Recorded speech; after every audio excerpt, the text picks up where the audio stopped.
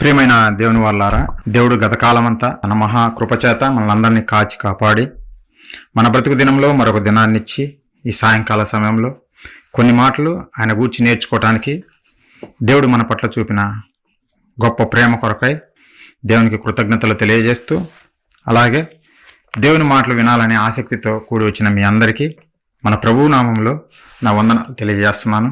ఈరోజు ఒక చక్కని అంశం గురించి మీతో పంచుకోవాలనుకుంటున్నాను. చిన్న ప్రార్థన చేసుకొని ప్రారంభించుకుందాం. ప్రియులారా, అందరు తల ఉంచినట్లయితే ప్రార్థించుకుందాం. మహాపరిశుద్ధుడా, ప్రేమగల మా కన్న తండ్రి, మీ పరిశుద్ధమైన, ఘనమైన, శ్రేష్టమైన, మహోన్నతమైన మీ నామానికి వందనాలు, స్తోత్రాలు తండ్రి. గడిచిన కాలమంతా మమ్మల్ని కాచి కాపాడి మీ కృపలో తండ్రి మమ్మల్ని భద్రపరిచి ఈ సాయంకాల సమయంలో మీ మాటలు వినటానికి మా పట్ల మీరు చూపిన ప్రేమ కొరకే కృతజ్ఞతలు తెలియజేస్తూ తండ్రి, కొన్ని మాటలు మా కొరకు రాయించినటువంటి మహాజ్ఞానగ్రంథమైన బైబిల్లో నుంచి నేర్చుకోవటానికి ప్రయత్నపడుచుండగా చెబుతున్న నాకు తండ్రి సమయోచితమైన జ్ఞానమును, వాక్శక్తిని ప్రసాదిస్తారని, వింటున్న మీ పిల్లలు విని గ్రహించి వాటి ప్రకారం ఆచరించేవారిగా ప్రతి ఒక్కరిని నిలబెడతారని వేడుకుంటూ తండ్రి, మీటింగ్ అంతట్లో మీ కృప తోడుగా ఉంచి మీ నామానికి మహిమకరంగా మాకు ఆశీర్వాదకరంగా జరిగిస్తారని వేడుకుంటూ ఈ ప్రార్థన మా ప్రభువును, మా రక్షకుడును, మీ ప్రియకుమారుడైన క్రీస్తు వారి పుణ్యనామాన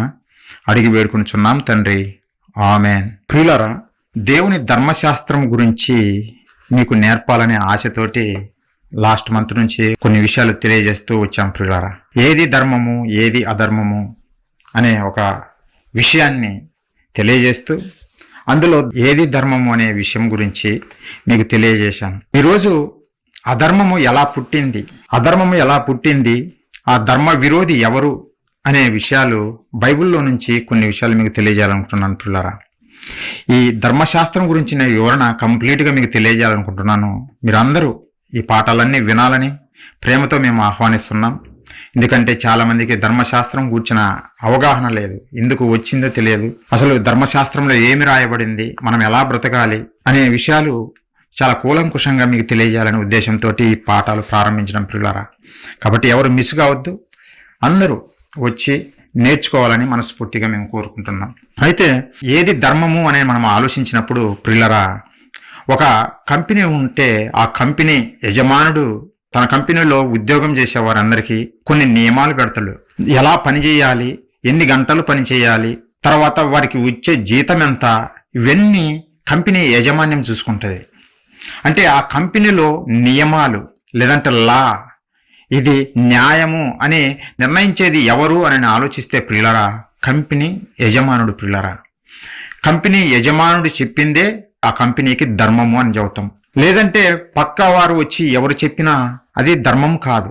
ఎందుకంటే తన కంపెనీ తన ఇష్టము, ఏ నియమాలు పెట్టుకోవాలనో, ఏ లాస్ పెట్టుకోవాలనో ఆ కంపెనీ యొక్క యజమానం ఇష్టము.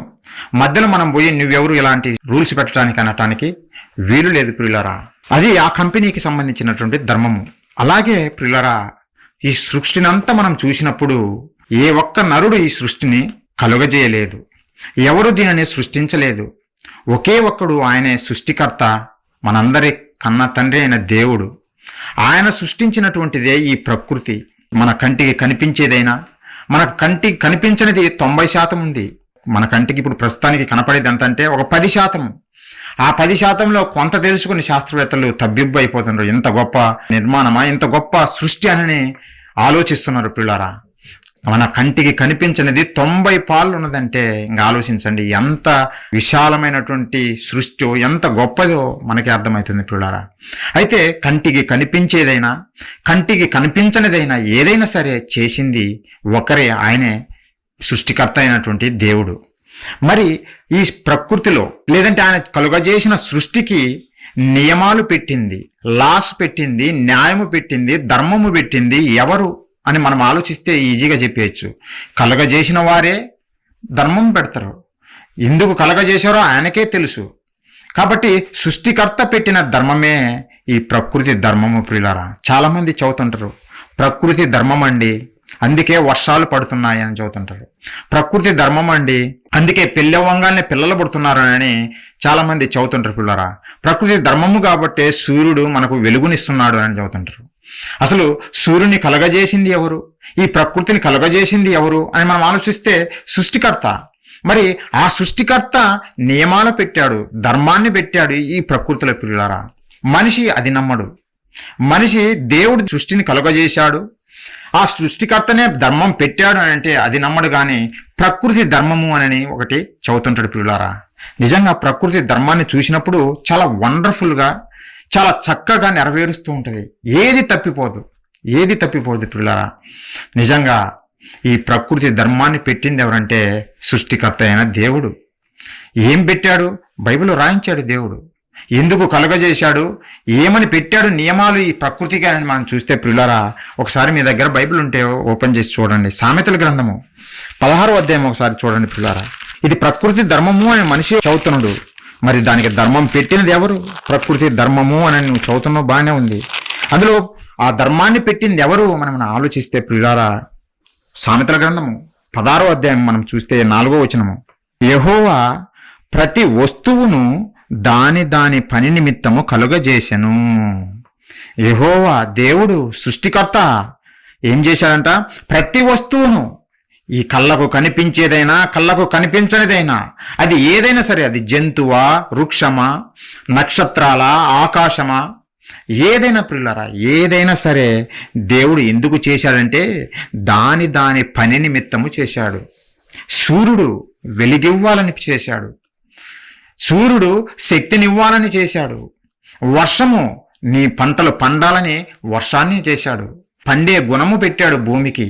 నేను పొలం వేశాను, 20 బస్తాలు వరి వచ్చింది ఒక ఎకరానికి, లేదంటే 30 బస్తాలు చాలా గొప్పగా అద్భుతంగా పండింది ఈ పొలం అని మనిషి చెప్పుకుంటాడు. కానీ నీకు 20 బస్తాలైనా 30 బస్తాలైనా ఆ ఎకరం పొలంలో రావటానికి ధర్మం పెట్టాడు. ఆయనే సృష్టికర్త. ఆయనకైనా చెప్పకపోతే భూమికి ఆ భూమి పండదు పిల్లారా. దేవుడికైనా చెప్పకపోతే అది పండదు. అందుకే దేవుడు చాలా స్పష్టంగా ఇక్కడ చదువుతున్నాడు, ప్రతిదీ ఈ ప్రకృతిలో ప్రతి దాన్ని ఎందుకు చేశాడు అంటే దాని పని నిమిత్తం చేశాడు. దానికంటూ ఒక పని ఉంది. భూమి నువ్వు పండాలి, మేఘాలు మీరు వర్షం భూమి మీద కురిపించాలి అని దేవుడు చెప్పాడు. కనుకనే మనకు వాటి కాలాల్లో ప్రతి ఒక్కటి సజావుగా జరుగుతున్నాయి పిల్లారా. దీనిని మనిషి ప్రకృతి ధర్మం అంటున్నాడు, దేవుని నమ్మనివాడు. కానీ దేవుడు చెబుతున్నాడు, సృష్టికర్త చెబుతున్నాడు, నేనే ఆ ధర్మాన్ని పెట్టాను నాయన, నేనే వాటికి చెప్పాను, నీకు పని ఉంది, అందుకే నిన్ను సృజించాను. సూర్యుడా నీకు పని ఉంది, చంద్రుడా నీకు పని ఉంది, నక్షత్రాలారా మీకు పని ఉంది కనుకనే నేను కలుగజేశానని దేవుడు చాలా స్పష్టంగా చెబుతున్నాడు పిల్లారా. మరి ఎవరి కొరకు ఈ ప్రకృతిని చేశాడు? ప్రకృతికి దాని పని ఉందని చెప్పాడు దేవుడు. మరి దాని పని నిర్వర్తిస్తుంది. మరి ఎవరి కొరకు దాని పనులు ఈ ప్రకృతి చేస్తుంది అని మనం ఆలోచిస్తే పిల్లరా, కొరింథీయులకు రాసినటువంటి మొదటి పత్రిక 3వ అధ్యాయం మనం చూస్తే 21వ వచనం నుంచి చూస్తే పౌలు గారు ఇక్కడ చదువుతున్నారు, కాబట్టి ఎవడును మనుషుల యందు అతిశయింపకూడదు. మనుషులను బట్టి మనం అతిశయించకూడదు. మాకు తెలిసిన వారండి ప్రైమ్ మినిస్టరు, లేదంటే మావాడేనండి చీఫ్ మినిస్టరు, మావాడేనండి ఎమ్మెల్యే, ఇది కాదు. మనుషులను బట్టి కాదు నువ్వు అతిశయించాల్సింది. దేవుడు చెబుతున్నాడు, ఏమంటున్నాడంటే సమస్తమును మీవి. ఎవరివి? మనవి, మనుషులవి. సమస్తమును ఈ ప్రకృతిలో కనిపించే ప్రతి ఒక్కటి, కనిపించనమైన ఏదైనా సరే అవి ఎవరి కోసం అంటే మీవి అని అంటున్నట్టులారా దేవుడు చెబుతున్న పౌలు గారి ద్వారా. అందుకే పౌలైనను, అపోల్లో అయినను, కేఫా అయినను, లోకమైనను, జీవమైనను, మరణమైనను, ప్రస్తుత మందున్నవైనను, రాబోనవైనను సమస్తమును మీవే. ఏవైనా సరే, ఈ లోకమా మీదే, జీవమా మీదే, మరణమా మీదే, ఇప్పుడు ఉన్నవి వస్తువులు లేదంటే ఇక్కడ ఇప్పుడు ఉన్నటువంటి ప్రకృతి మీదే, ఇక రాబోతున్నవి ఏమైనా ఉన్నాయా అవి కూడా మీవే అని చదువుతున్న పిల్లారా. అంటే దేవుడు కలుగజేసిన సృష్టి ఎవరి కొరకు అంటే భూమి మీద 6 అడుగులు కలిగినటువంటి ఒక మనిషి కోసం పిల్లారా. నువ్వు ఏదైనా తీసుకోండి, ఈ ప్రకృతిలో, ఈ విశ్వంలో ఏదైనా సరే ఎవరి కొరకు దేవుడు నేను చేశాను అని చెబుతున్నాడంటే ఇవి మీ కొరకే, మీవే అని దేవుడు చెబుతుండే పిల్లారా. ఏ ఒక్కరైనా ఆలోచిస్తున్నారా? ఈ ప్రపంచంలో ఎవరైనా సరే దేవుడు నా కొరకు ఇంత అందమైన ప్రకృతిని కలగజేశాడు అని ఏ ఒక్క నరుడైనా ఆలోచిస్తున్నాడా? ఆలోచిస్తే దేవుణ్ణి ఎవరు విడిచిపెట్టరు. దేవుడు లేడు అని చెప్పరు. దేవుడు నాకు ఇచ్చాడు, ఆయన ప్రేమను నేను మరవకూడదు అనే విషయం నువ్వు గ్రహిస్తే దేవుని విడిచిపెట్టని వాడిగా ఉంటావు నీ బ్రతుకు దినములన్నిట పిల్లరా. కానీ ఈరోజు సమాజం అలా ఉందా? సమాజాన్ని చూస్తుంటేనే మనకు అర్థమవుతుంటుంది, వీరు దేవుని నమ్మిన వారు కాదు. పేరు చెబుతారు మేము దేవుని నమ్మామని. అవసరాలు ఏ కష్టాలు బాధలు ఉన్నాయి కనుక మాకు దేవుడు అని అంటారే తప్ప నిజముగా దేవుని ప్రేమను తెలుసుకున్న వారు ఎవరు వస్తున్నారు ఆలోచించండి. ఎంత అద్భుతమైన మాటను ఇది ఆలోచించండి పిల్లరా. సమస్తమును మీవే నాయన, ఇవన్నీ మీవే అని చెబుతుంది పిల్లరా. మరి మనకే ఎందుకు ఇవ్వాలి దేవుడు? ఈ భూమి మీద దాదాపుగా 84 లక్షల జాతుల జీవరాశులు ఉన్నాయి. ఎన్నో కోటాను కోట్ల మనం లెక్కింపలేని నక్షత్రాలు ఉన్నాయి. ఎన్నో జీవరాశులు ఈ భూమి మీద ఉన్నను, మనకంటే బలమైన వాటిగా ఉన్నను. అలాగే ఎన్నో కోట్ల మంది దేవదూతలు ఉన్నా సరే దేవుడు అంటుండు, మీకే ఈ ప్రకృతి నేను చేసింది, ఏదైనా సరే మీ కొరకే చేశానంటుండు. మరి దేవుడు మన కొరకే ఎందుకు చేయాలండి? ఆలోచించండి.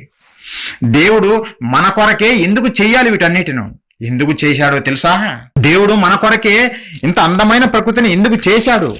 ఎందుకు చేయాలి అని ఆలోచిస్తే పిల్లరా, యాకోబు రాసిన పత్రిక 1వ అధ్యాయము మనం చూస్తే 18వ వచనము, ఆయన తాను సృష్టించిన వాటిలో దేవుడు తాను సృష్టించిన వాటిలో మనము ప్రథమ ఫలముగా ఉండునట్లు, దేవుడు కలుగజేసిన సృష్టి చెప్పాను కదా, 10% మాత్రమే మనకు తెలుసు, 90% మనకు తెలియదు. ఎన్నో కోట్ల జీవరాశులు ఉన్నాయి, ఎన్నో కోట్ల దేవదూతలు ఉన్నారు, ఎన్నో నక్షత్రాలు ఉన్నాయి లెక్కింపలేనవి. మరి వాటన్నిటిలో కల్లా మనల్నే ప్రథమ ఫలముగా నిలబెట్టాడు పిల్లరా. మనల్ని చూసే దేవుడు మీరు ప్రథములు, నాకు ముఖ్యులు నాయన, మీరు నాకు ముఖ్యులు. ఎందుకంటే మనల్ని తన సంకల్ప ప్రకారము కన్నాను. నేను కన్నాను మిమ్మల్ని, మీరు నాకు పిల్లలు గనుకనే మీరే నాకు ప్రథములు, మీరే నాకు ముఖ్యులు. మరెవరు కాదు. జీవరాశులు కాదు. నక్షత్రాలు కాదు. మరెవరు కావాలి? నీవే కావాలి. దేవుని ప్రేమ ఎంత గొప్పదో తెలుసునా? మనము కావాలని కోరుకున్నాడు పిల్లరా. చాలా మంది అంటుంటారు, మాకెవరున్నారండి, మా బంధువులు విడిచిపెట్టారు, మా స్నేహితులు విడిచిపెట్టారు, చివరికి నా కుటుంబం కూడా నన్ను పట్టించుకోలేదు అని ఈ మనుషులు చెప్తుండడం మనం చూస్తున్న పిల్లరా. దేవుని మాటలు వింటున్నా మీరు ఆలోచించండి. మనుషులు ఎవరైనా విడిచిపెట్టచ్చు, లేదంటే నీ తోటి ఉద్యోగుల్ని నిన్ను విడిచిపెట్టచ్చు, లేదంటే బంధువర్గమైన నిన్ను విడిచిపెట్టచ్చు. కానీ ఒక మాట మీరు ఎప్పుడు గుర్తుపెట్టుకోండి. ఈ బైబిల్ ఓపెన్ చేసి యాకోబు పత్రిక 1వ అధ్యాయం 18వ వచనం ఒకసారి చదవండి, మీకు అర్థమవుతుంది. దేవుడే చెబుతున్నాడు, మీరు నాకు ప్రథములు, మీరే నాకు ముఖ్యులు. ఎందుకు నాయన ఈ అశాశ్వతమైన లోకంలో ఈ మనుషులు పట్టించుకున్నంత మాత్రాన నువ్వు ఎందుకు దిగులు చెందుతావు? నేను నీకున్నాను అని దేవుడు చెబుతున్న పిల్లరా. నేను నీకున్నానని అభయహస్తం ఇస్తున్నాడు దేవుడు. నేను మీకున్నాను. ఎందుకంటే నా దృష్టిలో, మనుషుల దృష్టిలో మీరు గొప్పవారు కాకపోవచ్చు, మనుషులు మిమ్మల్ని చిన్నవారుగా చూపించవచ్చు, కానీ నా దృష్టిలో మీరు గొప్పవారు, ఉన్నతమైన వారు, మీరే నాకు ముఖ్యులు అని దేవుడు చెబుతున్న పిల్లరా. ఇది దేవుని ప్రేమ. ఎందుకు ఇలా చేయాలి అని అంటే అది నా ఇష్టం అని దేవుడు చెబుతున్నాడు. అంతే కదా. సృష్టికర్త ఇష్టము. ఎవరిని ముఖ్యులుగా నిలబెట్టాలనో, ఎవరిని అధికారులుగా నిలబెట్టాలనో, ఎవరిని సేవకులుగా నిలబెట్టాలనో సృష్టికర్త ఇష్టం. మధ్యలో మనమెవరు అడగటానికి, మధ్యలో ఇంకెవరు అడగటానికి వీలు లేదు.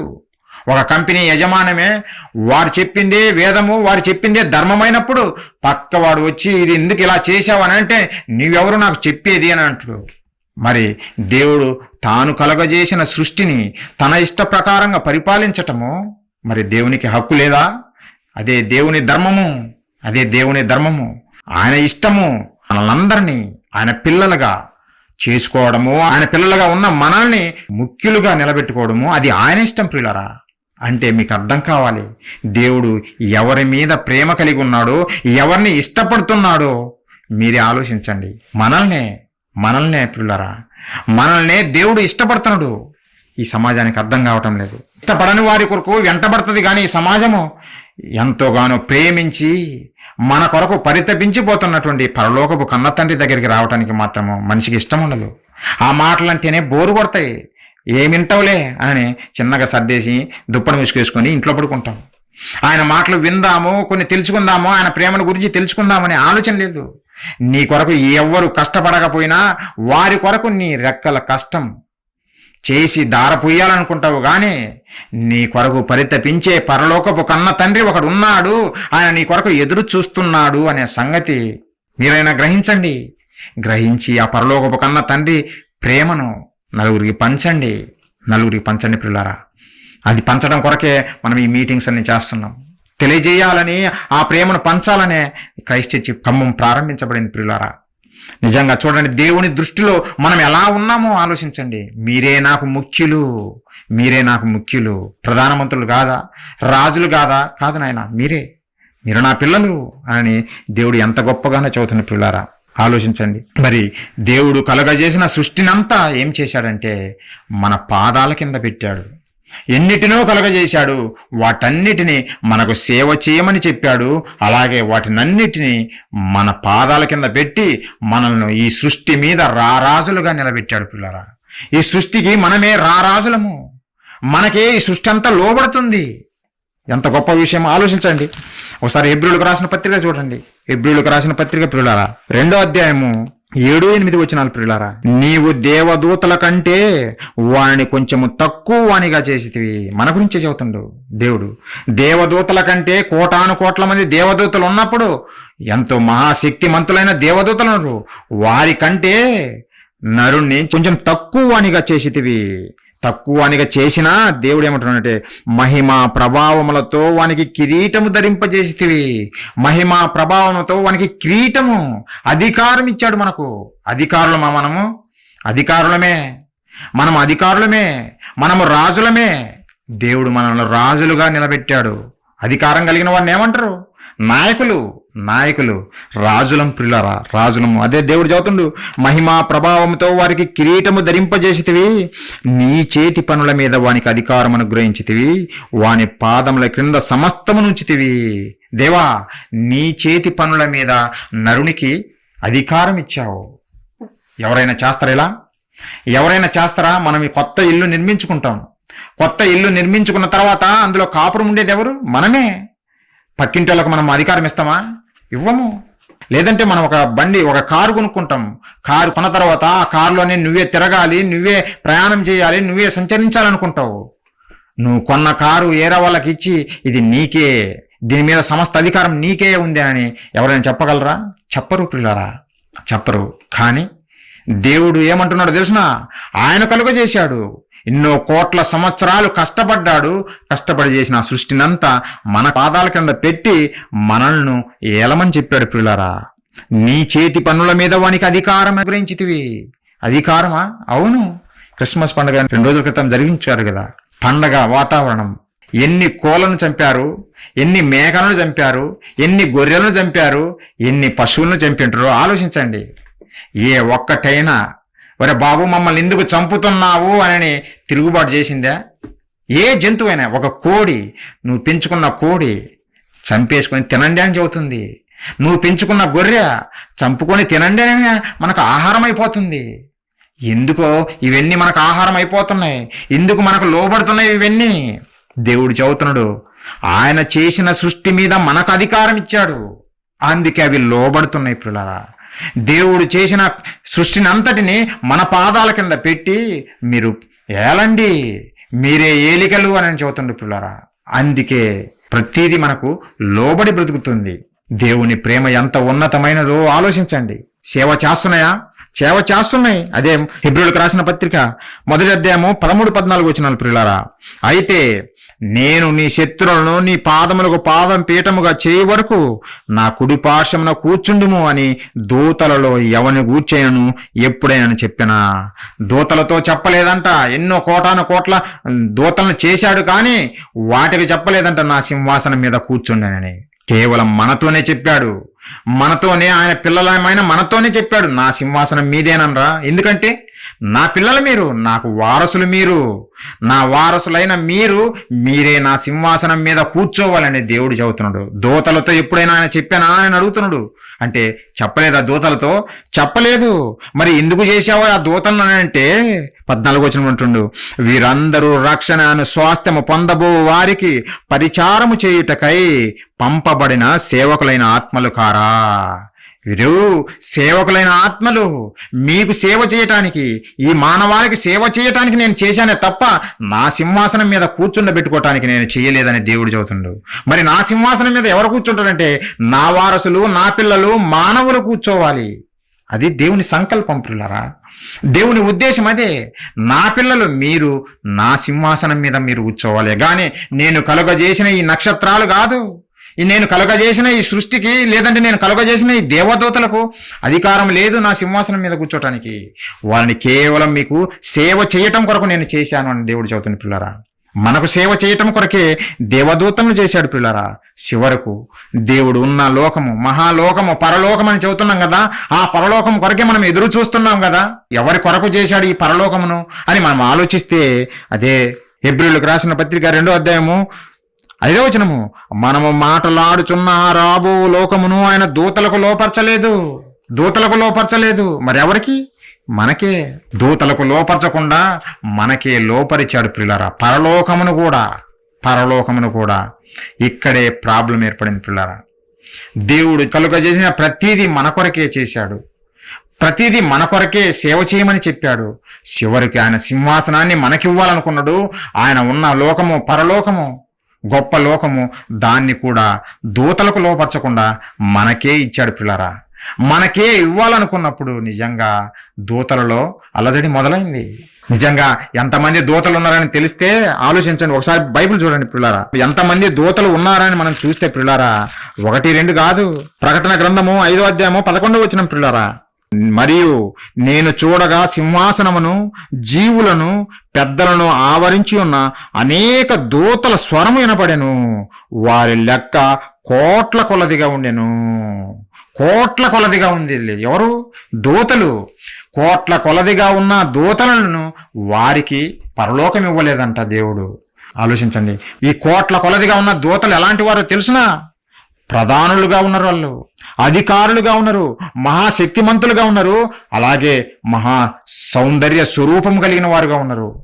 గొప్ప శక్తిమంతులుగా ఉన్నారు ఈ దూతలు.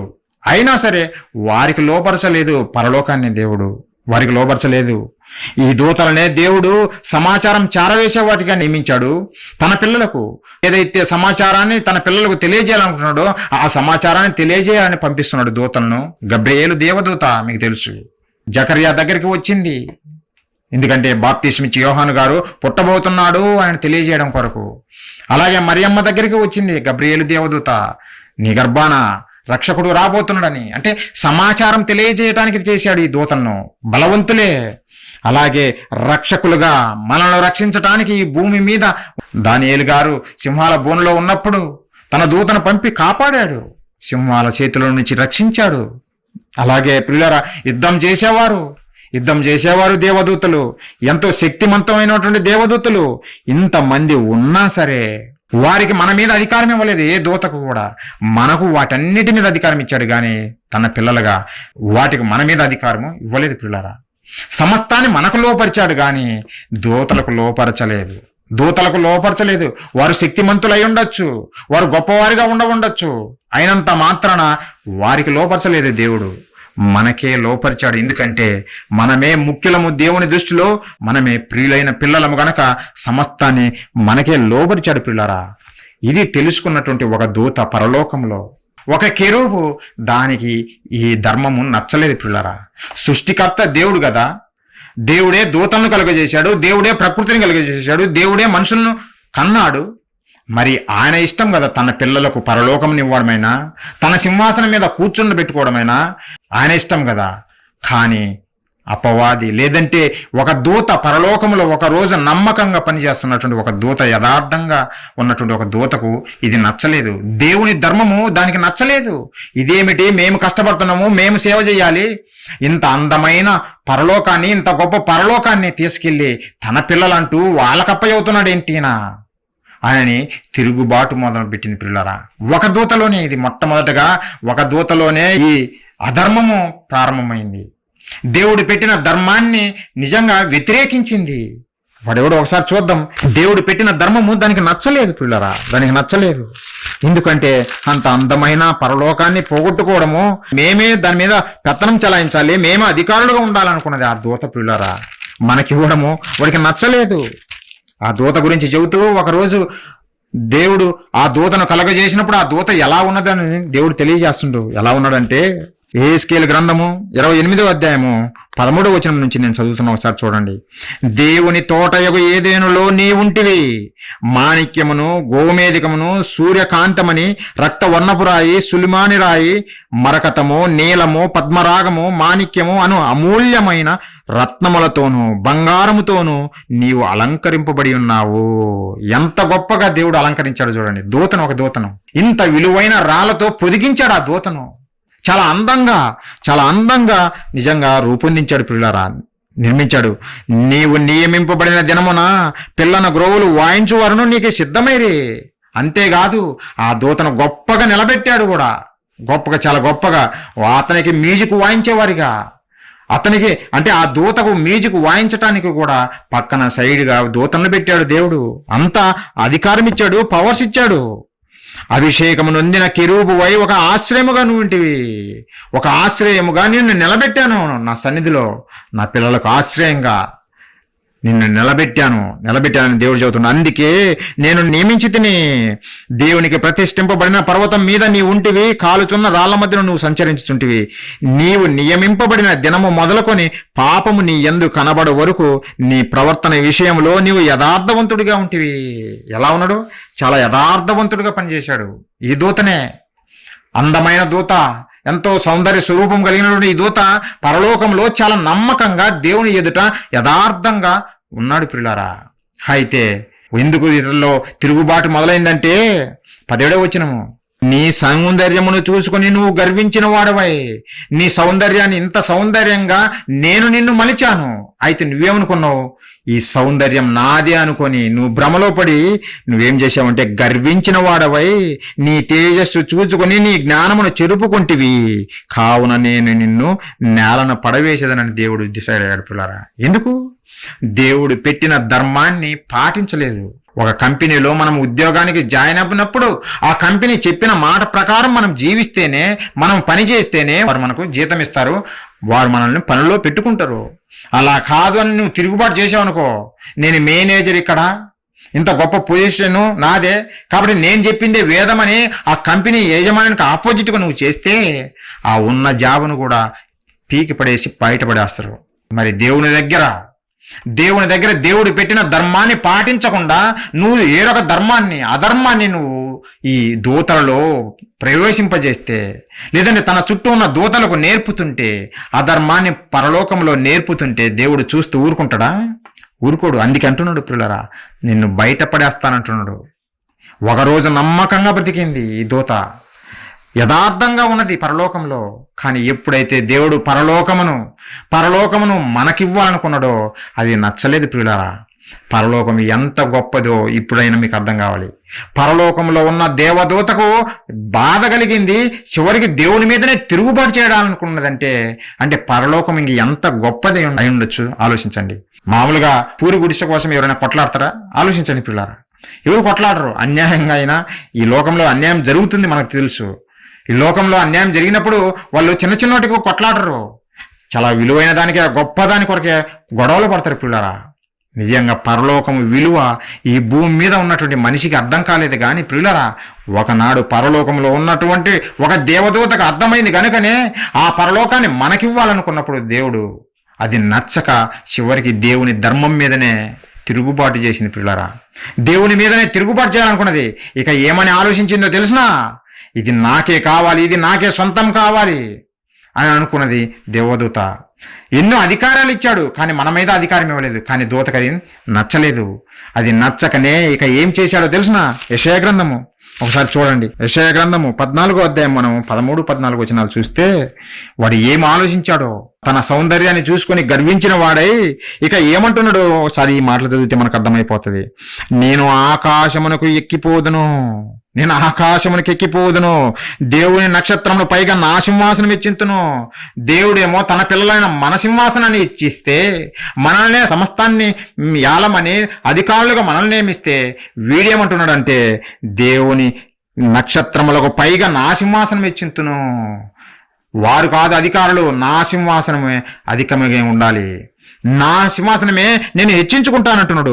ఉత్తర దిక్కునున్న సభా పర్వతం మీద కూర్చుందును, మేఘ మండలం మీదకి ఎక్కుతును, అంతటితో చాలకుండా ఇంకేమంటున్నాడు, మహోన్నతునితో నన్ను సమానునిగా చేసుకుందును. అంటే దేవునితో, సృష్టికర్తతో నన్ను సమానునిగా చేసుకుందును అంటున్నాడు.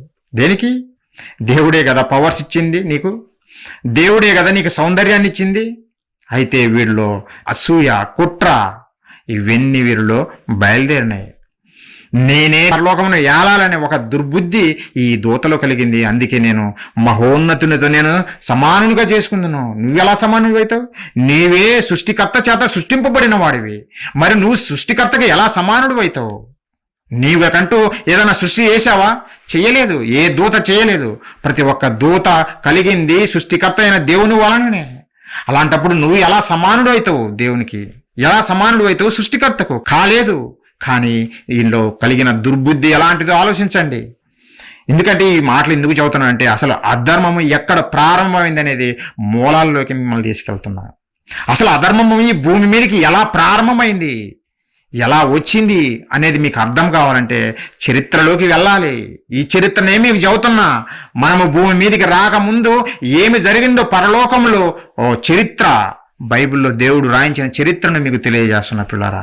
దేవుని నమ్ముకోండి, పిల్లలు పుడతారు, దేవుని నమ్ముకోండి, స్వస్థ కలుగుతుంది, ఇవి చెప్పడానికి రాలేదు మేము.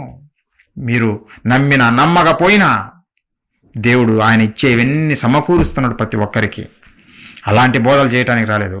ఒక వాస్తవం మీకు తెలియజేసి ఆ దేవుని ప్రేమను మీరు ఎరిగి ఆయన దగ్గరికి రావాలనే సదుద్దేశంతో ఈ విలువైన మాటలు మీకు తెలియజేస్తున్నాం పిల్లరా.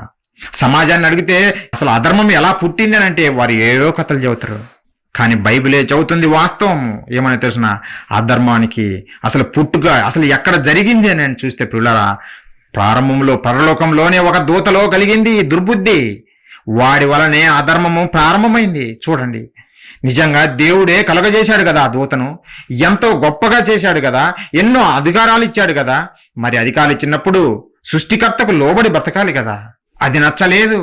ఆ పరలోకము నేనే కొట్టేయాలనుకున్నది, తిరుగుబాటు చేసింది. నేను మహోన్నతునితో సమానుగా చేసుకుందును అని దేవుని మీదనే తిరుగుబాటు చేయడము మొదలుపెట్టింది పిల్లరా. అదే 14వ వచనము, మేఘమండలం మీదకి ఎక్కుదును, మహోన్నతునితో నన్ను సమానుగా చేసుకుందును అని నీవు మనస్సులో అనుకుంటేవి కదా. దేవుడు పట్టేశాడు, వీడి మనసును పట్టేశాడు దేవుడు. నువ్వు మనసులో అనుకున్నావు కదా. అయితే నిన్ను విడిచిపెడతాను అనుకున్నావా? విడిచిపెట్టను అని చెబుతూ, అందుకే వాడిని గూర్చి దేవుడు, వీడు మంచివాడు కాదు, నా పిల్లలకు నేను నా పరలోకం ఇవ్వాలి, నేను కలుగజేసిన పరలోకం నా పిల్లలు ఇవ్వాలి. వీడికి అది నచ్చలేదు గనుకనే వీడు నేను పెట్టిన ధర్మానికి వేరొక ధర్మాన్ని ప్రారంభించాడు, అదే అధర్మం. అందుకే ఒక విషయం చెప్పాడు వాడి గురించి. ఏమనంటే, తెస్సలోనీయులకు రాసినటువంటి 2వ పత్రిక 2వ అధ్యాయం మనం చూడగలిగితే 8వ వచనంలో దేవుడు చెబుతుండు, అప్పుడు ఆ ధర్మ విరోధి బయలుపరచబడును. అప్పుడు ఆ ధర్మ విరోధి, వీడెవడు? ధర్మ విరోధి. ఒకరోజు యథార్థవంతుడిగా బతికిన వాడే, యథార్థవంతుడిగా దేవునికి లోబడిన వాడే. కానీ తర్వాత ఏమైపోయాడు? ధర్మానికి విరోధంగా మారాడు. అందుకే ధర్మ విరోధి అన్నాడు పిల్లరా. ఆ దూతను దేవుడు ధర్మ విరోధి అన్నాడు. ఆ ధర్మ విరోధిగా మారినటువంటి ఆ దేవదూత ఏం చేసిందంటే, పరలోకంలో ఉన్నటువంటి అనేక మంది దేవదూతలను తన వైపు మళ్లించుకున్నది. వారికి కూడా తన అధర్మాన్ని నేర్పింది. ఇదిగో మనం ఇంత కష్టపడుతున్నాం కదా, దేవుడేమో నా పిల్లలు అంటూ ఈ మానవాళి కొరకు ఈ పరలోకాన్ని ఇవ్వాలనుకుంటున్నాడు. మనమందరం ఆ పిల్లలకి సేవ చేయాలంట, మనకు ఈ సింహాసనం లేదంట, కాబట్టి మనము పోరాడదామని నిజంగా తన అధర్మాన్ని అంతా పరలోకంలో చాటింపు వేసి అనేక మంది దూతలను పోగు చేసుకుని చివరికి దేవుని మీద యుద్ధం చేయటానికి బయలుదేరిందంటే వీడు ఎంత కుయుక్తితో ఎంత కుట్రతో వచ్చాడో మీరు ఆలోచించండి. ఇదే అధర్మానికి ప్రారంభము ఇదే. ఈ దేవదూత వలననే అధర్మం అనేది ప్రపంచంలోకి ఎంటర్ అయింది. వాడు పరలోకంలో దూతలకు నేర్పించి యుద్ధం చేయడానికి వచ్చాడు. ఒకసారి చూడండి పిల్లారా, పరలోకంలో యుద్ధం జరిగిందా? దేనికోసం? సింహాసనం కొరకు, మనకిచ్చే సింహాసనం కొరకు. దేవుడు మనకివ్వాలనుకున్నాడు సింహాసనము, కానీ అపవాది లేదు లేదు నాకు కావాలనుకున్నాడు, అందుకే యుద్ధం చేయడానికి బయలుదేరాడు. ఒకసారి చూడండి, ప్రకటన గ్రంథం 12వ అధ్యాయం మనం చూడగలిగితే 7వ వచనం నుంచి పిల్లారా, 7వ వచనం నుంచి నేను చదువుతున్నా. అంతటా పరలోకమందు యుద్ధము జరిగెను. పరలోకమందు యుద్ధం జరుగును. దేవుడు ఉన్న స్థలములోనే యుద్ధం జరిగింది. ఎందుకంటే ధర్మ విరోధి బయలుదేరాడు. నిజంగా సృష్టికర్తనే ఎదిరించే దమ్ము ధైర్యం ఎవడికుంది? కానీ వీడు ఆ పరలోకాన్ని కాజేయాలని విరోధ భావంతో ప్రియులరా సృష్టికర్తను కూడా ధిక్కరించాడు ఆ రోజు. వాడే అపవాది, వాడే సాతాను, వాడే దెయ్యము, వాడే ఆది ఘట సర్పము, అనేక పేర్లున్నాయి వీడికి. వాడే ధర్మ విరోధి. ఒకనాడు నమ్మకమైన దేవదూతగా ఉన్నవాడే ధర్మ విరోధిగా మారాడు, యుద్ధం చేయటానికి బయలుదేరాడు. అంతటా పరలోకమందు యుద్ధము జరిగెను. మికాయేలును అతని దూతలను ఆ ఘట సర్పముతో యుద్ధము చేయవలనని ఉండగా ఆ ఘట సర్పమును వాని దూతలు వానికి దూతలు ఎలా వచ్చాయి? మార్చేసుకున్నాడు వాడి వైపు. అబద్ధాలు చెప్పేసి దేవుని మీద తిరుగుబాటు చేపించి తన వైపు మార్చేసుకున్నాడు దూతలన్నిటినీ. అనేక మంది దూతలను మార్చేసుకున్నాడు పిల్లరా. అందుకే అపవాది వాడి దూతలు ఏం చేశారంటే యుద్ధము చేసిరి, కానీ గెలవలేకపోయిరి. కనుక పరలోకమందు వారికి ఇక స్థలము లేకపోయాను. యుద్ధం చేశారా? చేశారు. దేనికోసం? మనకు దేవుడిచ్చే ఆ సింహాసనము కొరకు. దేవుడు ఎంతగా మనల్ని ప్రేమిస్తున్నాడో ఈ మాటలు బట్టి అయినా ఆలోచించండి. సమాజానికి అలా తెలియదు, బుద్ధి జ్ఞానం లేదు, బుద్ధి జ్ఞానం అస్సలు లేదు. ఈ భూమి మీద బ్రతికే జీవితమే ఇదే గొప్పదనుకుని దీని కొరకే ప్రభువులు తీస్తున్నారే తప్ప పరలోకమందున్న కన్న తండ్రి అయిన దేవుడు మనకిచ్చే సింహాసనం ప్రొటెక్ట్ చేయటం కొరకు ఆ పరలోకంలో గొప్పగా నిర్మించబడినటువంటి ఆ దేవదూతనే తన్ని తరిమేశాడు. వాడిని ఆ పరలోకంలో స్థలము లేకుండా బయటికి గెంటి వేశాడు పిల్లరా. బయటికి గెంటి వేశాడు. పరలోకంలో వాడికి చోటు లేదు. ఇక పరలోకంలో చోటు లేదు. అందుకే వాడిలో కోపం పెంచుకున్నాడు, క్రోధం పెంచుకున్నాడు. ఏ విధంగానైనా సరే తన పిల్లల్ని మనం పాడు చేయాలి. ఆ పిల్లల కొరకే కదా సింహాసనం ఇస్తానన్నాడు. మాకివ్వకుండా ఏ పిల్లల కొరకైతే దేవుడు పరితపించిపోతున్నాడో ఆ పిల్లలు దేవునికి కాకుండా చెయ్యాలి అనేది కంకణం గట్టుకొని భూమి మీద పడవేయబడిన వెంటనే మన మీదికి పరుగులు తీసుకుంటూ వచ్చాడు పిల్లరా. వాడే అపవాది, ధర్మ విరోధి, అది ఘట సర్పము. నాకు దక్కని పరలోకము దేవుడు కలలుగంటున్న తన పిల్లలకి ఎలా దక్కుతుంది నేను చూస్తాను, వాళ్ళకు దక్కనీయను, వాళ్ళను దేవునికి దూరం చేస్తాను అనే కంకణము కట్టుకొని ఏం చేసిందో తెలిసిన ఈ భూమి మీద పడి ప్రతి ఒక్కరి మనోనేత్రాలను గుడ్డితనం చేసింది పిల్లరా. ఒకసారి చూడండి, కొరింథీయులకు రాసిన పత్రిక. చరిత్ర చెబుతున్నా మీకు. బైబిల్లో కథలు ఎక్కడ ఉండవు, ఎవరు చూపించలేరు కూడా. ఇవన్నీ వాస్తవాలు. చరిత్ర పిల్లరా. ప్రతి దానికి చరిత్ర బైబిలే తెలుపుతుంది, బైబిలే చెబుతుంది పిల్లరా. కొరింథీయులకు రాసినటువంటి 2వ పత్రిక 4వ అధ్యాయము 4వ వచనము. దేవుని స్వరూపి అయిన క్రీస్తు మహిమను కనపరచు సువార్త ప్రకాశము వారికి ప్రకాశింపకుండు నిమిత్తము ఈ యుగ సంబంధమైన దేవత. ఎవడాడు? దేవత స్థానం లేకొచ్చేశాడు. చెప్పాడు కదా, ఏది దేవుడు అనబడనో ఏది పూజింపబడనో దాన్ని అంతటిని ఎదిరించుచు దేవాలయంలో కూర్చున్నాను అన్నట్టుండు. అంటే వాడు కూడా దేవుడిగా మారాడా? దేవుడిగా దేవత అవతారం ఎత్తాడు. ఎందుకంటే అనేక మందిని వాడి వైపు మళ్లించుకున్నాడు కదా. అబద్ధాలు చెప్పి వాడి వైపు మళ్లించుకున్నాడు కదా. అందుకే దేవతగా తను కనపరుచుకుంటూ ప్రతి ఒక్కరి మనోనేత్రాలకు గుడ్డితనం కలుగజేశాడు. ఈ యుగ సంబంధమైన దేవత అవిశ్వాసులైన వారి మనోనేత్రములకు గుడ్డితనం కలుగజేశాను. గుడ్డితనము. మా కళ్ళున్నాయి, మేము బాగానే చూస్తున్నాము అని మనుషులు చెబుతారు. ఇవి ఈ కళ్ళు కాదు, బాహ్య నేత్రాలు కాదు, మనోనేత్రాలు. అది నీ ఆత్మకు సంబంధించినటువంటి నేత్రాలు. ఆ నేత్రాలు వెలుగుతేనే నువ్వు దేవుని గుర్తుపడతావు.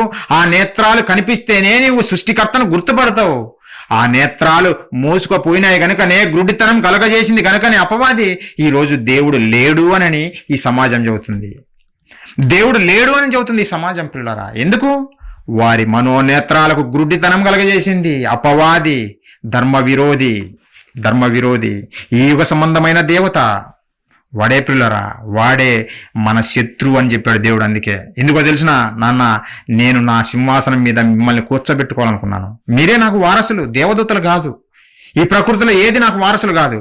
మీరే నాకు వారసులు, మీరే నా సింహాసనం మీద కూర్చోవాలి అని దేవుడు ఆశిస్తే, కానీ వీడు తిరుగుబాటు చేసి మిమ్మల్ని నా దగ్గరికి రాకుండా చెయ్యాలని మీ దగ్గరికి వచ్చాడు నాన్న.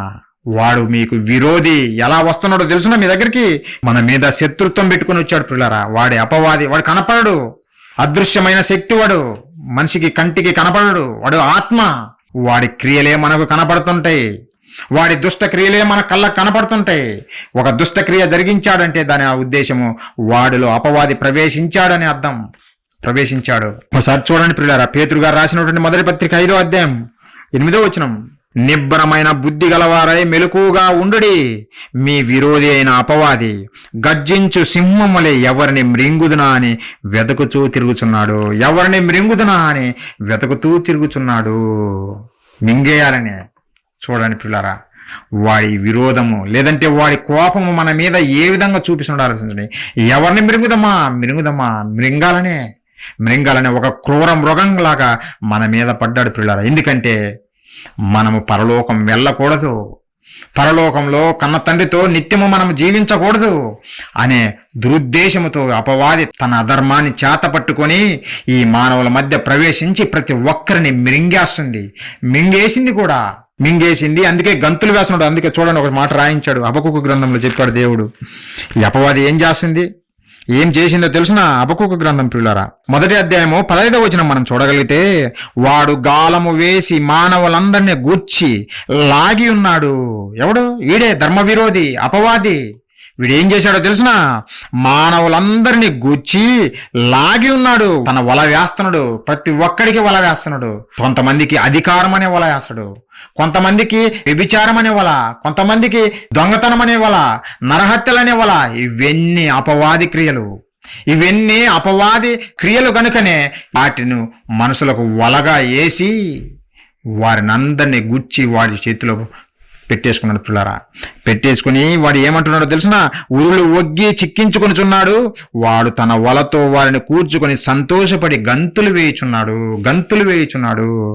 ఎందుకంటే సంపద బాగా దొరికింది.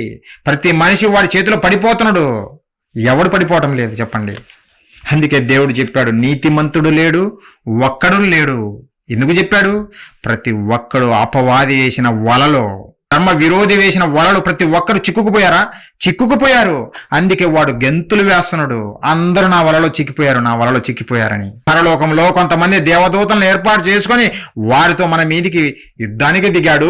మన కన్న తండ్రిని కనపడకుండా అడ్డుగోడలు కట్టి మన మనోనేత్రాలకు గురుడితనము కలగజేసి దేవుడు లేడని మనల్ని మరిపించేసి వాడి క్రియలే మనతో చేయిస్తున్నాడు. వాడి క్రియలే ఈరోజు మనతో చేయిస్తున్నాడు. అందుకే మన సహోదరుడు అంటే మనకు పడదు. ద్వేషమే, కోపమే, కొట్టుకుంటారు, అవసరమైతే చంపుకుంటారు. ఈ మధ్య తెలంగాణలో ఒక సంఘటన జరిగింది పిల్లరా. ఆ సంఘటన చూసినప్పుడు చాలా బాధ అనిపించింది. ఒక భార్యాభర్తలు ఇద్దరు, ఆ భర్త ఎంతో కష్టపడి నిజంగా నాకంటూ సొంత ఇల్లు ఉండాలి, నా కుటుంబం బాగుండాలి, నా భార్య నా పిల్లలు మంచిగా ఉండాలని ఎంతో ఆశతో కష్టపడి పనిచేసి ఎంతో అందంగా ఒక ఇంటిని నిర్మాణం చేసుకొని తన భార్య పిల్లలతో హ్యాపీగా ఉంటున్నప్పుడు భార్యలో కలిగిన దుర్బుద్ధి వేరొకరిని ప్రేమించి వాడి మాయలో పడిపోయి భర్తనే చంపేసింది పిల్లరా. భర్తనే చంపేసింది. ఎక్కడిది ఇలాంటి లక్షణము? ఎక్కడిది ఈ అధర్మము? ఒకవేళ నిజంగా నీకు ఇష్టం లేకపోతే పక్కకి వెళ్ళిపోవచ్చు కదా. లేదు, చంపేయాలి, ఆస్తి కాజేయాలి. కట్టుకున్న భర్తను కూడా చంపేయాలని ఆ స్థితికి వచ్చిందంటే భార్య. అలానే భర్తలు కూడా ఉన్నారు. ఎవరు ఏ భేదము లేదు పిల్లారా. ఈ రోజు సమాజాన్ని చూస్తుంటే మనకు అర్థమవుతుంటది ఎక్కడి ఈ బీజాలన్నీ, ఎక్కడి నుంచి వచ్చాయి ఈ లక్షణాలన్నీ. మన తండ్రిలో లేవే, మన పరలోకపు తండ్రిలో లేవే. ధర్మరాజు కడుపున పుట్టిన మనము కూడా ధర్మరాజులుగా బ్రతకాల్సింది పోయి ధర్మ విరోధిని మాటలు విని వాడి క్రియలే మనం చేస్తున్నాం పిల్లారా. దేవుడు మనల్ని యథార్థవంతులుగా పుట్టించాడు. యథార్థవంతులుగా ఉన్న మనము యథార్థవంతులుగానే జీవించాలి కదా. ఎందుకు నరహత్యలు, ఎందుకు దొంగతనాలు, ఎందుకు అసూయలు, ఎందుకు ద్వేషాలు? ఎందుకంటే అపవాది మనల్ని గుచ్చేసింది కనుకనే వాడి క్రియలే మనం చేస్తున్నాం పిల్లరా. ఎవరికి తెలుసు దీని వెనక ఎంత హిస్టరీ ఉందనే సంగతి?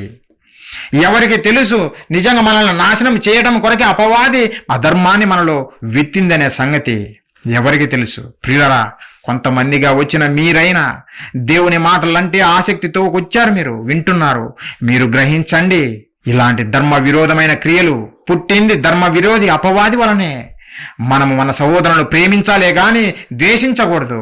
మన సహోదరులను ప్రేమతో దగ్గరికి చేర్చుకోవాలే గాని వారిని చంపకూడదు.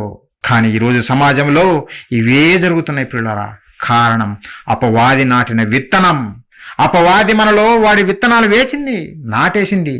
అందుకే అవి మొలకలెత్తాయి. చివరికి యేసుక్రీస్తుల వారు ఏమన్నారో తెలుసా? ఈ సమాజాన్ని చూసి, అయ్యో ధర్మరాజు కడుపున పుట్టినటువంటి వీరు, ధర్మరాజు పిల్లలుగా బ్రతకవలసిన వీళ్ళు ఎలా మారిపోయారంటే, యోహాను సువార్త ఒకసారి చూడండి పిల్లరా. యేసుక్రీస్తుల వారు ఆ రోజు పలికిన మాటలు ఈ సమాజాన్ని చూసి, ధర్మరాజు అయిన దేవుడి కడుపులో నుంచే కదా మనం వచ్చింది, ఆయనే కదా మనల్ని కన్నది. మరి ఆయన చెప్పిన మాట ప్రకారం జీవించాలి కదా, తండ్రి కోరుకున్నట్టుగా బ్రతకాలి కదా. కానీ ఎలా మారిపోయింది సమాజం? యేసుక్రీస్తుల వారు చెబుతున్న 8వ అధ్యాయం యోహాను సువార్త 44 ప్రియులారా, మీరు మీ తండ్రి యొక్క అపవాది సంబంధులు. ఇదేంటి? ధర్మరాజు కడుపున పుట్టాము కదా మనము, ధర్మరాజు పిల్లలము అని చెప్పాలి కదా ప్రభులు వారు. మరి ప్రభులు వారు ఎందుకు ఇలా చెబుతున్నారు? మీరు మీ తండ్రి యొక్క అపవాది సంబంధులు. ఎందుకు అంటున్నారంటే, మీరు మీ తండ్రి దురాశను నెరవేర్చకూరుచున్నారు. ఆది నుండి వాడు నరహంతకుడై ఉండి సత్యమందు నిలిచిన వాడు కాడు. వాని యందు సత్యమే లేదు. వాడు అబద్ధమాడునప్పుడు తన స్వభావమును అనుసరించి మాట్లాడును. వాడు అబద్ధికుడును అబద్ధమునకు జనకుడై ఉన్నాడు. వాడు అబద్ధికుడు, వాడు అబద్ధానికి జనకుడు. అసలు అబద్ధం ఎలా పుట్టిందో తెలిసినా వీడే, ఈ ధర్మ విరోధే కారణం. ఒకనాడు పరలోకంలో అబద్ధమాడి అనేక దూతలను వారి వైపు మళ్లించుకుని యుద్ధం చేసి ఓడిపోయి ఇక్కడ పడిపోయింది. ఇప్పుడు దేవుని పిల్లలైన మనకు కూడా తన అబద్ధాన్ని నేర్పి, నోరు తెరిస్తే అబద్ధమే, ఎవ్వరు కాదనలేరు. అన్ని అబద్ధాలే ప్రియులారా. దానికి కారణం అపవాది ధర్మ విరోధి. అందుకే మీరు కూడా వాడి పిల్లలైపోయారు. వాడు మీకు తండ్రి అయిపోయాడని యేసుక్రీస్తుల వారు ఆ రోజున్న సమాజాన్ని చూసి చెబుతున్నాడు పిల్లరా.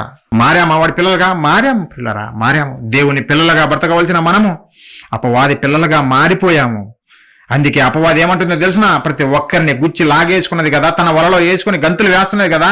ప్రభులు వారి దగ్గరికి వచ్చి 40 రోజులు ఉపవాసం ఉండిన తర్వాత ప్రభులు వారి దగ్గరికి వచ్చి ఆయనకు ఈ లోకమంతా ఒక నిమిషంలో చూపించింది. ఈ లోకమంతా లోకరాజ్య మహిమలన్నిటిని ఒక నిమిషంలో చూపించి, నువ్వు నాకు మొక్కు. ఎవరిని? ధర్మరాజుని. నువ్వు నాకు మొక్కు, లోకరాజ్య మహిమలన్నిటిని మీకిస్తాను అని అంటుంది. ఇవి నాకు అప్పగింపబడినవి అంటుండు.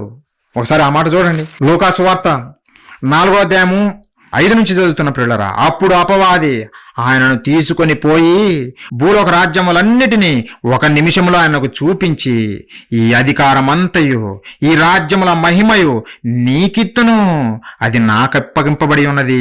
వీడింది వెరైటీగా నీకిస్తానంటుండు.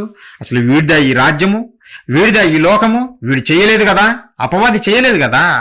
అపవాదిని అంటే దూతగా దేవుడే కదా చేసింది వాడిని కూడా. కానీ రివర్స్ అయిపోయింది. ఇది నీకిస్తాను అని అంటే వీడికి ఎవడు అప్పగించారు? ఈ అపవాదికి ఎవరు అప్పగించారు? అది నాకు అప్పగింపబడింది, దేవుడు అప్పగించలేదు. మరి ఎవరు అప్పగించారంటే మనమే ప్రియులరా. మనమే అపవాదికి అధికారాన్ని అంటగట్టాం, మనమే వాడికి అధికారం ఇచ్చాము. అందుకే వాడు విలవతాండం చేస్తుండే మన మీద. చంపే, నీ సహోదరుడు నిన్ను ద్వేషిస్తే క్షమించొద్దు, చంపే. ఒకవేళ పొరపాటున ఏదైనా జరిగితే క్షమించొద్దు, చంపే. దోచుకో, మోసం చేయి. ఇదే జరుగుతుంది ఈరోజు సమాజంలో పిల్లరా. ఇదే. ఇందుకు కారణం ఏంటంటే అపవాదే వాని క్రియలన్నీ మనకు నేర్పింది, వాని పిల్లలుగా మనల్ని చేర్చుకుంది. చివరికి యేసుక్రీస్తుల వారు ధర్మరాజు, దేవుని ధర్మాన్ని మనకు నేర్పాలని వస్తే వాడు యేసుక్రీస్తుల వారి మీద వాడు తిరుగుబాటు చేసి ఏమంటున్నాడు అంటే, ఈ అధికారం అంతా నాకు అప్పగింపబడింది కనుక నువ్వు నాకు మొక్కు, నీకు ఇస్తానని వాడు అంటున్నాడు. మనమైతే మొక్కేస్తాం. ఒక అధికారం వచ్చిందంటే పరుగులది అధికారం నాకే కావాలని మనం పరుగులు తీస్తాం పిల్లారా. యేసుక్రీస్తుల వారు అలాంటి వారు కాదు. దేవుని ధర్మాన్ని నేర్పించటానికే ఈ భూలోకానికి వచ్చాడు 2000 సంవత్సరాల క్రితం. దేవుని ధర్మాన్ని మనకు నేర్పడం కొరకే మర్చిపోయింది ఈ లోకం దేవుని ధర్మం ఏదో.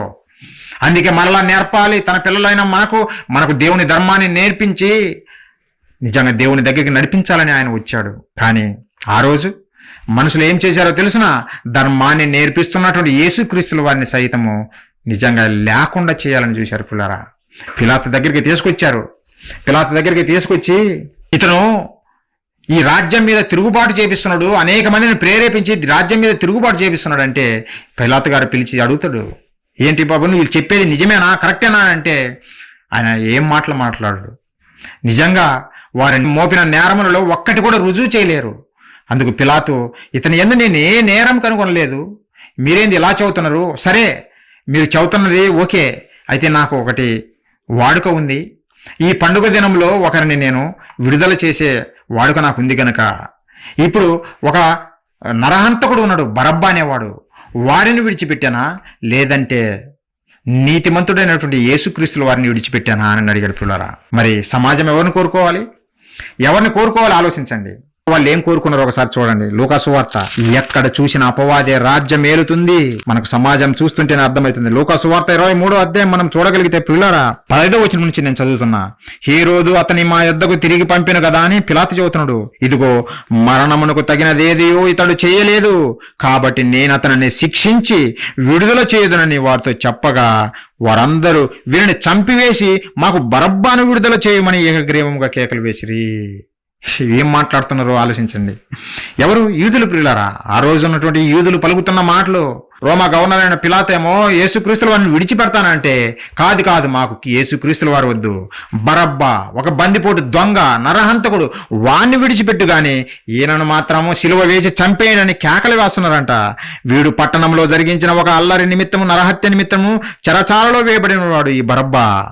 పిలాతు యేసును విడుదల చేయగోరి వారితో తిరిగి మాట్లాడినను వారు వీరిని సిలువ వేయము అని కేకలు వేసిరి.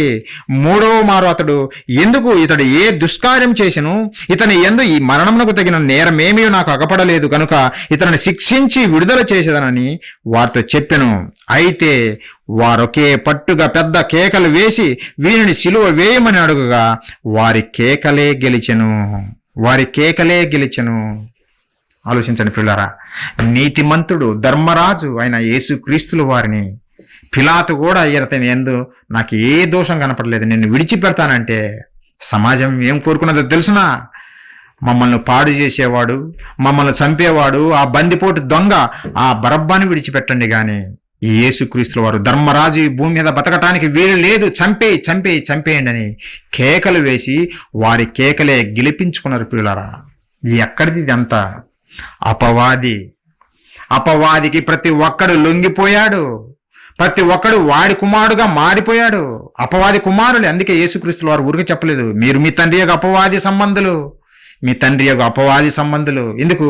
వాడు నరహంతకుడు కనుకనే మీరు కూడా నరహత్య చేయాలని చూస్తున్నారు. చెప్పాలి కదా. ఒకవేళ తప్పు చేశాడనుకో, తప్పు చేసినా సరే క్షమించి వదిలేయండి అని చెప్పాలి కదా దేవుని పిల్లలైతే. లేదు చంపేయి. ఎందుకంటే ఈ లక్షణం ఎక్కడి నుంచి వచ్చింది? అపవాది నరహంతకుడు. అందుకే ధర్మరాజైన క్రీస్తుల వారిని కూడా చంపటానికి ఏమాత్రమే కాడలేదు ఆ రోజున్న సమాజము. ఈ రోజు క్రైస్తవులుగా మనమైనా ఒకరినొకరు ప్రేమించుకుంటున్నామా, లేదంటే ఒకరి మీద ఒకరము నిజంగా ద్వేషము వెదజల్లుతున్నామా అనేది ఆలోచించండి పిల్లరా. లోకంలో ఇదే న్యాయమని వాళ్ళు చూపించినది అదే న్యాయము అని మీరు చెప్పకూడదు. లోక మర్యాద కాదు, లోక మర్యాద అది తప్పు. దేవుని మర్యాద మనం నేర్చుకోవాలి. అదే దేవుని ధర్మశాస్త్రం మనం నేర్చుకోవాలి. లోక మర్యాద మనుషులను సంతోషపెడుతుంది కానీ దేవుని సంతోషపెట్టలేదు పిల్లరా. వాడు తప్పు చేశాడండి అందుకే చంపేయాలని అని చెబుతుంది ఈ లోకము. అదేనా? తప్పు చేశాడు కనుక చంపేయమంటావా? మరి నువ్వెన్ని తప్పులు చేశావు మరి నిన్ను చంపేయద్దా? అది దేవుని ధర్మం చెబుతుంది, దేవుని ధర్మం చేస్తుంది. ఇది ప్రియులరా, ఒకరినొకరు క్షమించుకోవాలి, ఒకరినొకరు ప్రేమించుకోవాలి. అదే దేవుని ధర్మశాస్త్రం చెబుతుంది ప్రియులరా. కానీ ఈ సమాజంలో అపవాది బయలుదేరి ప్రతి ఒక్కరికి తన ధర్మాన్ని నేర్పుతుంది ప్రియులారా. అందుకే వాడిని దేవుడు వీడు ధర్మ విరోధి, ఎవరు తెలుసుకుంటారు వీడి గురించి? బైబిల్ కలిగిన క్రైస్తవుడే ఆ ధర్మ విరోధి గురించి చెప్పాలి. మరి ఎవ్వరికి తెలియదు, ఎందుకంటే బైబిల్లోనే రాయబడింది కనుక. బైబిల్లో మాత్రమే ఈ సంగతులన్నీ రాయబడ్డాయి కనుక క్రైస్తవుడికే ఈ విషయాలని తెలుస్తాయి. తెలుసుకున్న మనము ధర్మ విరోధి చేతిలో కీలు బొమ్మలు కాకుండా ధర్మరాజు చెప్పిన మాట ప్రకారము మనము జీవించాలి ప్రియులరా. అందుకే ఆ ధర్మాన్ని నేర్పించడం కొరకే ఈ కాకర్ల గ్రామంలో ధర్మశాస్త్రాన్ని బోధించాలని ప్రారంభించాము. కొన్ని మాటలు మీకు తెలియజేసి ఆ దేవుని ధర్మాన్ని తెలుసుకొని ఆ దేవుని కొరకు మీరైనా బ్రతుకుతారనే ఉద్దేశంతో ఈ మాటలు చెబుతున్నాం ప్రియులరా. ఆలోచించండి. అధర్మాన్ని పాటించడం కొరకు మనం భూమి మీదకి రాలేదు. వాడు అపవాది మనల్ని పరలోకం వెళ్లకుండా చేయడం కొరకే వాడు తన అధర్మాన్ని మనలో నాటాడు. కాబట్టి మనము వాడి మాట ప్రకారము జీవించకూడదు. పరలోకపు కన్న తండ్రి, మనల కన్న తండ్రి, ఆయన పెట్టిన ధర్మం ప్రకారం మనం జీవించాలి ప్రియులారా. మరి ఇంత అధర్మము ప్రపంచంలో పెట్టేగిపోతుంటే దేవుడి ఆశలు ఏమైపోతాయి?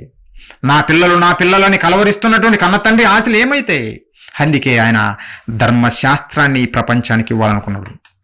ధర్మశాస్త్రాన్ని, తన ధర్మాన్ని నా పిల్లలు తెలుసుకోవాలి, నా ధర్మాన్ని ఫాలో అవ్వాలి అని దేవుడు కోరుకున్నాడు. అందుకే ధర్మశాస్త్రాన్ని మనకు అప్పగించాడు పిల్లారా, మనకిచ్చాడు. మరి దేవుని ధర్మశాస్త్రం ఎలా ఉంది, దేవుని ధర్మశాస్త్రంలో ఏముంది అనేది ఒక్కొక్కటిగా మీకు మిగతా క్లాసుల్లో తెలియజేస్తాను పిల్లారా. ధర్మ విరోధి ఎవరో మీకు తెలియజేశాను, ధర్మం అసలు పెట్టింది ఎవరో తెలియజేశాను. మన పరలోకపు కన్న తండ్రి దేవుడే ధర్మరాజు, ఆయనే ధర్మం పెట్టాడు.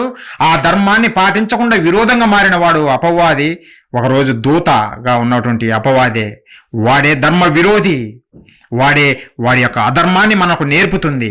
మనము వాడి అధర్మాన్ని పాటించకుండా దేవుని ధర్మాన్ని పాటించాలంటే దేవుడు రాసిన ధర్మశాస్త్రమైన ఈ బైబిల్లో రాయబడిన మాటలు మనము ఆలోచించాలి. ఒక్కొక్కటిగా మీకు తర్వాత తెలుపుతాను ప్రియులారా. దేవుని ధర్మశాస్త్రం ఏమి చెబుతుంది మనకు? లోక ధర్మం కాదు, లోక మర్యాద కాదు. దేవుడు మనకి ఏం చెబుతుండో, దేవుని ధర్మశాస్త్రం ఏమి చెబుతుంది, ఏది ధర్మము ఏది అధర్మము అని బైబిల్లో నుంచే మనం నేర్చుకుందాం ప్రియులారా. ఈ రోజుకి ఇంతటితో ముగిద్దామనుకుంటున్నాను. అందరూ తల వంచినట్లయితే ప్రార్థించుకుందాం. మహాపరిశుద్ధుడా, ప్రేమ గల మా కన్న తండ్రి, మీ పరిశుద్ధమైన ఘనమైన శ్రేష్టమైన మీ నామానికి వందనాలు తండ్రి. కన్న తండ్రి, మీ మహాకృపచేత మమ్మల్ని అందరినీ నిత్యము కాచి కాపాడుతూ మీ మాటలు వినటానికి మా బ్రతుకు దినంలో మరొక దినాన్ని ఇచ్చి మంచి వాతావరణం అనుకూలపరిచి మీటింగ్ సజావుగా జరిగించి ఎన్నో విలువైన మీ మాటలు మాకందరికీ ప్రసాదించిన విధానం బట్టి కృతజ్ఞతలు తండ్రి. తండ్రి, వాస్తవాలు మీ పిల్లల ఎదుట పెట్టాను తండ్రి. వారి మనోనేత్రాలు వెలిగించుకొని మీ సత్యవాక్య ప్రకారం జీవించులాగా కృప చూపండి తండ్రి. దేవా, ఈ ప్రపంచంలో అధర్మానికి కారణము దేవా ఒకరోజు మీ దగ్గర ఉన్నటువంటి ఒక దూతలో కలిగినటువంటి దురుద్దేశమేనని, ఆ దూత తనకు దక్కని పరలోకము మీ పిల్లలైన మాకు దక్కకూడదని మమ్మల్ని తన వైపు తిప్పుకొని తండ్రి మీకు దూరం చేస్తున్నదనే ఒక వాస్తవము మీరు మా కొరకు రాయించిన పుస్తకంలో, బైబిల్లో రాయించిన మాటలు మీ పిల్లలు ఎదుట పెట్టాను తండ్రి. వారు విన్నవారుగానే ఉండి మోసపుచ్చుకోకుండా తండ్రి, విని గ్రహించేవారిగా మీ మాట ప్రకారం ఫలాలు తెచ్చేవారిగా వారిని అందరినీ నిలబెడతారని బ్రతిమాలు వేడుకుంటున్నాం కన్న తండ్రి. దేవ, క్రైస్ట్ చర్చ్ ద్వారా జరిగిస్తున్న ప్రతి కార్యక్రమంలో మాకు తోడుగా ఉండి తమ్ముళ్లకు మీ కృప చూపి సమస్త విషయాలలో మీ సాయం అనుగ్రహించి విజయోత్సవంతో ప్రతి చోట మమ్మల్ని ఊరేగించుతున్న విధానాన్ని బట్టి మీకు కృతజ్ఞతలు తండ్రి. మీ నామమే మహిమపరచులాగున తండ్రి క్రైస్ట్ చర్చ్ ఖమ్మం నిలబెట్టండి తండ్రి. అనేక కార్యాలు ఇంకా ఈ నూతన సంవత్సరంలో కూడా చేయాలని ఆశపడుతున్నాం. మీ కృప చూపండి. మీ నామమే మహిమపరచబడులాగున ముందుకు నడిపించండి. మాకందరికీ కావలసిన బుద్ధిని, జ్ఞానమును, శక్తిని మాకు ప్రసాదించండి. అలాగే తండ్రి, మీ మాటలు వినటానికి మీ పిల్లలు ఎంతో ఆశతో వచ్చారు నాయన. వచ్చిన ప్రతి ఒక్కరిని పేరు పేరున దీవించండి తండ్రి. మీ కొరకు గొప్పవారిగా ఎదుగులాగున ప్రతి ఒక్కరిని దీవించమని వేడుకుంటున్నాం నాయన. దేవా, ఈ మీటింగ్ సజావుగా జరగటానికి మీరు కృప చూపి మీ నామానికి మహిమకరంగా, మాకు ఆశీర్వాదకరంగా జరిగించిన విధానం బట్టి కృతజ్ఞతాస్తుతులు తెలియజేస్తూ మరలా తండ్రి మీ చిత్తమైతే నాయన, మా ప్రభువు రక్షకుడు క్రీస్తు వారి రాకడ ఆలస్యం అయితే మేమందరము సంఘముగా కూడి మీ మాటలు నేర్చుకోవటానికి మాకు అవకాశం కల్పిస్తారని వేడుకుంటూ తండ్రి, దూరం నుంచి వచ్చిన వారు క్షేమంగా వారి గృహాలకు చేరులాగున మార్గాల తోడుగా ఉండి నడిపించమని వేడుకుంటూ ఈ ప్రార్థన మా ప్రభువును, మా రక్షకుడును, మీ ప్రియకుమారునైన క్రీస్తు వారి పుణ్యనామాన్ని అడిగి వేడుకుంటున్నాము తండ్రి. ఆమెన్. మనందరి తండ్రి అయిన దేవుని ప్రేమ, మన ప్రభువు రక్షకుడు క్రీస్తు వారి మహాకృప, పరిశుద్ధాత్మ దేవుని అన్యోన్య సహవాసము మనకును సకల పరిశుద్ధులకును దేవుని చిత్తము చొప్పున జరిగిస్తున్న ప్రతి ఒక్కరికి తోడై ఉండి నడిపించునుగాక. ఆమెన్. ప్రియులారా, మీ అందరికీ నా వందనాలు తెలియజేస్తున్నాను.